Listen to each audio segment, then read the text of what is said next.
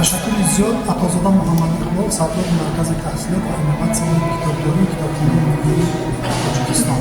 شورویی که امروز در آثارخانه ملی تاجیکستان افتتاح کردید یک تحولات بزرگ در صنعت رسانه تاجیکستان میباشد.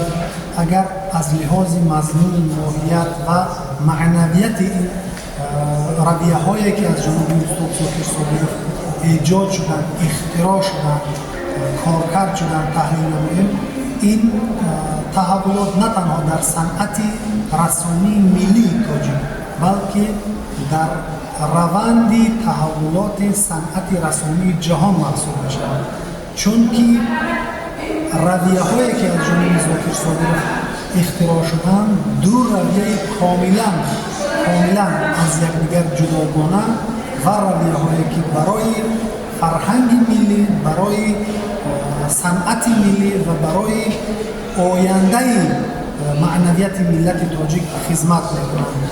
بنابراین من فکر میکنم که آن کار را که زاکر صابرов انجام دادند نه تنها برای اسم خود، نه تنها برای شخصیت خود، بلکه از طریق این رویه ها چهره آفری ها، چهره های ملی، شخصیت های ملی را باز هم به جهانیان معرفی کرده هستند.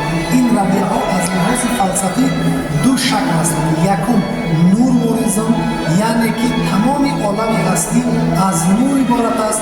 دوم تن واریزم، هر چیزی که در جامعه وجود دارد، در دنیا وجود دارد، در عالم هستی وجود دارد، از طریق یک شیء، یک چیز به شکل یک چیز وجود دارد که رسام اون را به طالب جدید در آورده برای عالمیان پیشنهاد کرده است.